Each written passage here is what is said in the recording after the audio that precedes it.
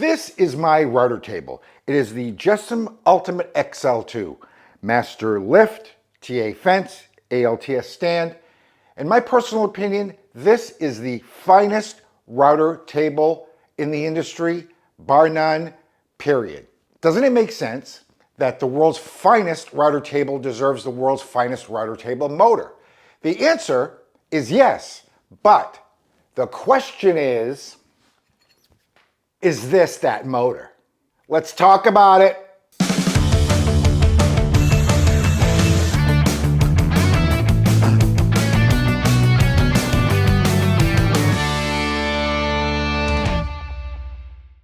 Hi everybody, hola amigos. I'm Lee from Busted Knuckle Woodworks, and today we're talking about the brand new for 2023 Powertek SR spindle router from JessEm. Now those nice folks north of the border don't know me, they aren't sponsoring this video, and they certainly didn't send me this motor for free. But that's okay because I think it's going to be good. I don't know yet, but we're going to find out. You and me, together. We're going to find out if what we have here is the ultimate holy grail of router motors. And I sure hope it is, because it nearly melted my titanium Apple Card. Now I know what you're thinking. Didn't JessEm sell a router motor before, back in 2018? And the answer is yes, but this is not that. That router was basically a rebadged Milwaukee, and that one is long gone. This is brand new, released in December 2022 and redesigned from the ground up. So let's take a look.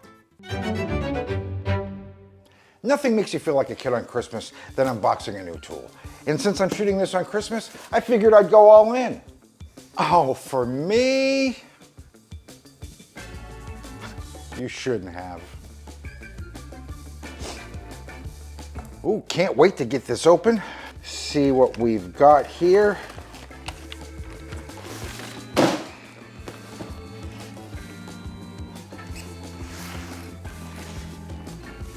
Typical JessEm box.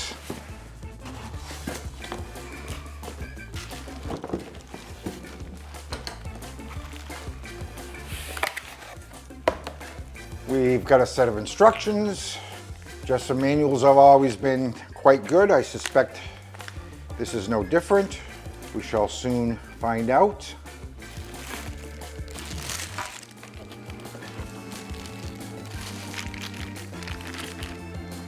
Collet nut, ER20 collets, 1/2 and 1/4 inch.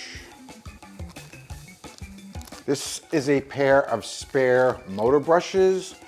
I asked the people at JessEm why they didn't opt to go brushless on this, and they said they tried it, but it didn't give them the torque they were looking for, so they opted to stay with the brushed design. That's fair.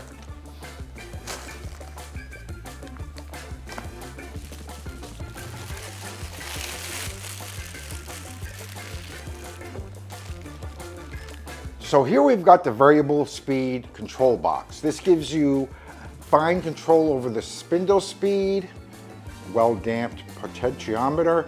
It's got a digital display, and it's got a magnetic switch so that in case of a power outage or if you trip a breaker while you're working, it won't just start up again on its own when the power is restored. A lot of high-end stationary tools are coming through with these lately. In fact, I believe most schools require these magnetic switches now, so this is probably something you'll see a lot more of in the future. So this is the motor itself. One very obvious thing are these two airflow ports here at the bottom. You'll notice that I've built some storage into my table, but I opted not to build a cabinet basically because I was concerned about airflow. So these will solve that problem by letting you use a pair of hoses to draw in air from outside any enclosure you might have. In fact, I just looked, and JessEm is now offering a hose kit for this motor with adapters and mounting plates. So that's something I'm definitely going to look into. Another thing I'm seeing is that the air vents on this motor are not located at the top of the motor housing like you'd find in a typical router. So that's something I've never seen before. These vents point out to the side. That seems like it would be useful for a router table. Interesting. So it looks like these instructions are printed in both English and French. What do you say we follow the French instructions? That'll be fun, right? D'élevateur de tuple et convient. Yeah, let's not do that.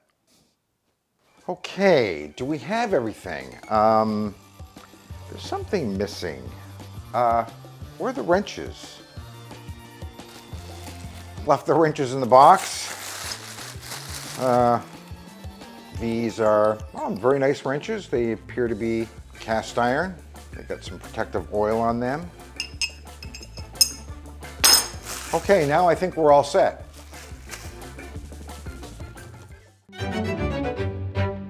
So the first thing I need to do is to remove this table from the stand, which means I'll need to remove the fence, which means I'll need to remove the digital readout. So that'll take several minutes. Let's get started on that.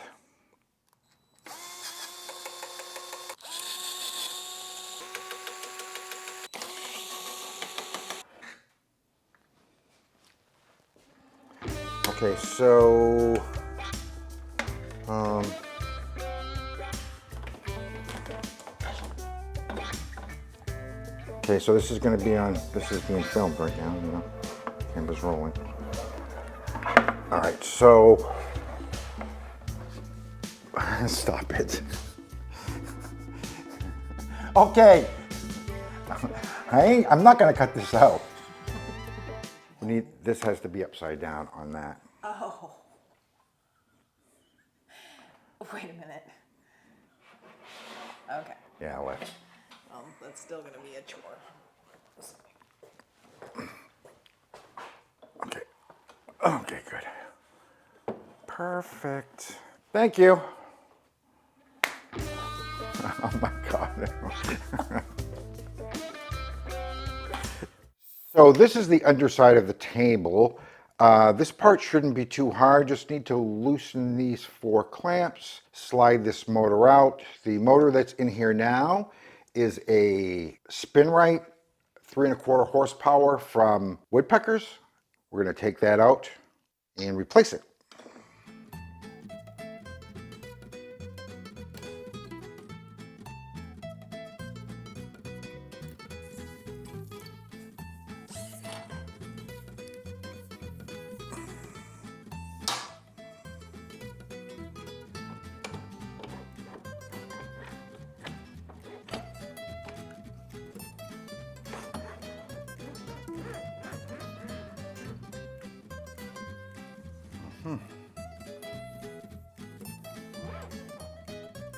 So while I'm down here, I'm going to actually lubricate some of these gears for the lift with this stuff. It's dry lube with PTFE. This is really good for environments that are subject to dust, dirt, sawdust especially. Because it's dry, it doesn't attract sawdust and gum up the works. This is good for, like I say, this kind of thing. It's good for bandsaw, blade guide bearings. Look for the PTFE. So what I'm going to do is blow this all out first, and then I'll lubricate this, and then we'll move on.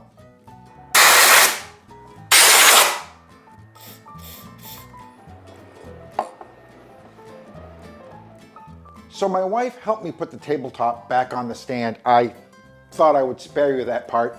Now I've got to put it all back together, and then we'll come back and move on.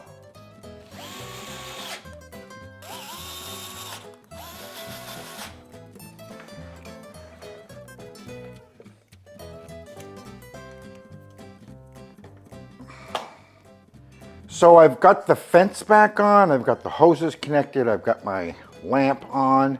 The only thing I don't have on are these 2 front screws. I need to leave those off because I need those to install the switch. So now the switch is on. All we need to do is connect this to power and then connect the motor to the switch itself. So the motor cable has a pinout and a release clip that fits onto the female port in the switch. So it only goes one way, which is this way, and should snap right in. It should snap right in. There you go. Okay. So we've got this almost done. We haven't really had to refer to the instructions yet. I mean, it's just installing a router motor, and that's not really a function of the motor, it's more a function of the lift. If you're installing this in a different lift, you should refer to the instructions that came with your lift. As you would expect, it just talks about how to attach the collet, how to install a bit, how to remove a bit, how to safely make a cut, how to stop and start the motor. All pretty simple. So to attach the collet, you have the collet itself and the collet nut. You have to set the collet up here. I'm using the 1/2 inch. Kind of put it here and then kind of slam it down until it's, I don't know if you can see this, until it's even with the nut itself. And then screw it on.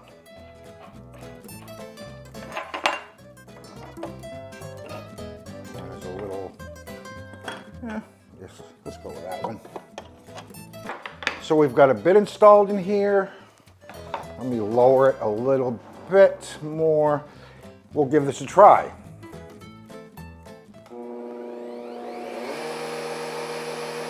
Motor's a soft start. I like that. Wow, this is really, really quiet.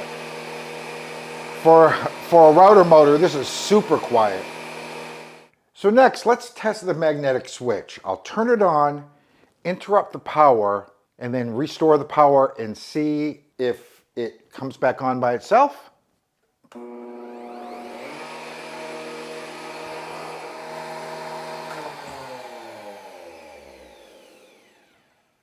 Okay, restore the power.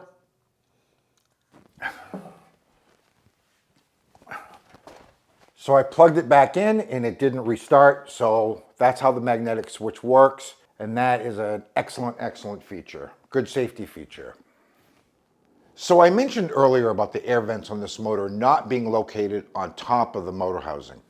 If you look at the Spinrite motor I removed earlier, or even the Bosch 1617, you can see that they vent out the top. That's how every router is normally designed. That makes sense in a handheld router because you wouldn't want the vents blowing into your face or blowing chips all over your work. But that's not a consideration in a router table.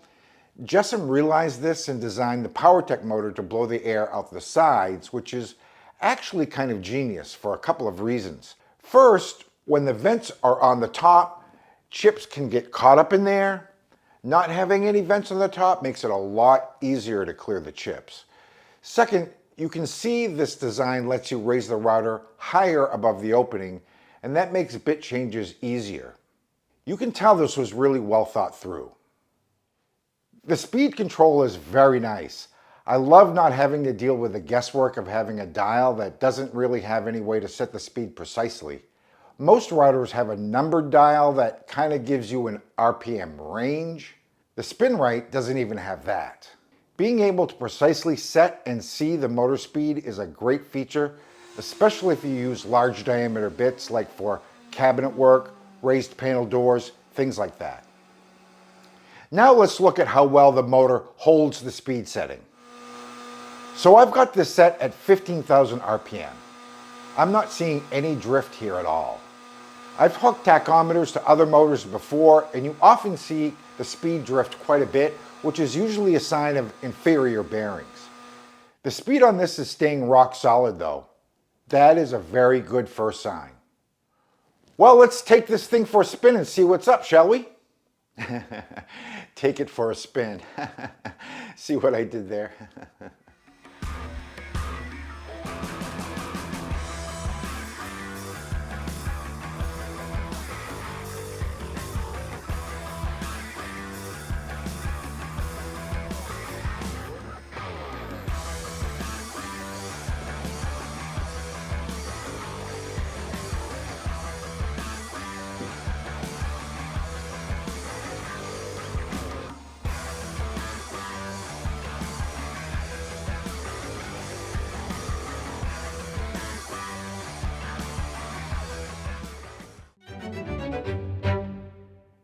So I'm back, and as I usually do in my product reviews, I've got my red pencil, and I'm ready to hand out some grades. I'm not sure I understand. I'm not talking to you. First up is packaging. I've purchased a few JessEm tools over the years, and the packaging is usually quite good, and this was no exception. So, packaging gets an A. Although JessEm does have a dealer presence here in the US, I find most of their dealers don't carry a lot of their inventory, so I suspect it'll be some time before you see this on store shelves, if at all, so you'll probably be having this shipped to you. I figure JessEm does most of their business online anyway, so they understand solid packaging is important. The instructions, they were fine. I'll give them an A, but you probably won't need them. I mean, it's not rocket surgery. If anything, you're more likely to need the manual for your lift. Once you get in the table, it's pretty much done. I would say ease of assembly gets an A as well. The hardest part of the assembly was actually removing the table from the stand and then dealing with the clamping mechanism on the lift. The Master Lift XL2 is a great lift, but the clamping bolts tend to be a bit finicky. That's certainly nothing to do with the motor, of course. Once that was dealt with, all smooth sailing from there. Fit and finish gets an A. But of course, I didn't expect any less from JessEm. The motor and control box was designed, engineered, and tested in their own factory in Canada. I suspect the motor itself was manufactured in Taiwan. JessEm always makes solid, great-looking tools, and the Powrtek definitely delivers in that regard. So based on my past experience with JessEm, I'm comfortable giving them an A on customer service. Now, I didn't have to call the company for this at all, but I've called them before, and get this, most of the time, they actually answer the phone. And the lady who answers, actually knows stuff. If anyone knows her name, drop it in the comments. She deserves a shout out. She does a great job. So, what about performance? How well does this thing stand up to the work? The Powertek gets another A on this one.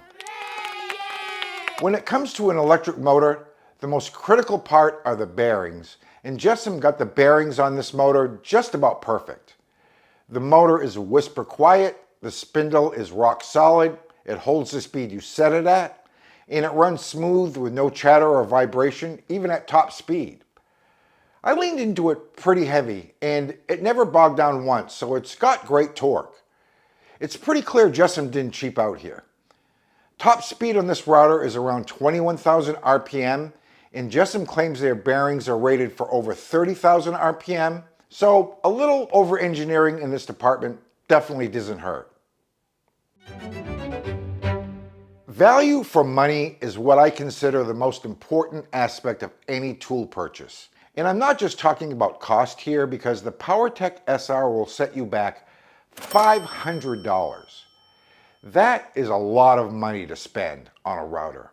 I mean, the Spinrite I had in here before was $280, and I thought that was a lot of money.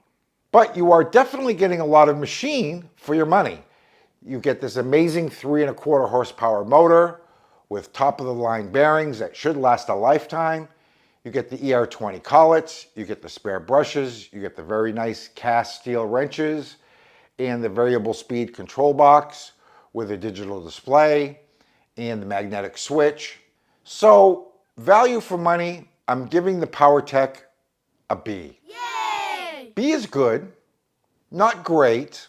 The hose adapter vent kit is another 40 bucks, and for this price, I would have liked to have seen them include it. And honestly, if this had been 100 bucks or even 50 bucks cheaper, it's a no-brainer, an A without hesitation. But to me, $500 just pushes it from a must-have to kind of a luxury purchase, especially when you have really good options like the Spinrite that are nearly half the price. Let's go back to the question I asked at the very beginning of this video. Is the JessEm Powertek SR the world's best router table motor? Probably. Is it the world's most expensive? Probably. Is it worth it in the end? Well, that's a question only you can answer for yourself. Look, it's very clear that JessEm is not targeting the bargain hunter with this thing. If that's you, this is probably not your deal. But if you subscribe to the buy once, cry once philosophy, well, this definitely fits that bill. Sure, you'll cry, but once you've dried your tears, you will be enjoying the finest router table experience available. Would I buy it again? Personally, I would. Besides my table saw, my router table is really the heartbeat of my shop. I use it a lot, and for this particular purpose, I choose to invest in the best possible option. That's not true of everything that I buy, but in this case it is. And if it is for you, then the JessEm Powertek SR should definitely be on your short list. By the way, if you're interested in more JessEm goodness, we've got a review plan for the new JessEm Pocket Mill Pro loose tenon joinery system and an epic shootout against the Festool Domino, so be sure to subscribe to the channel so you don't miss it. Remember, we've got lots of other videos in the works, and you'll be notified of all of them if you subscribe. I'm Lee from Busted Knuckle Woodworks. See you in the next one. Adios, amigos.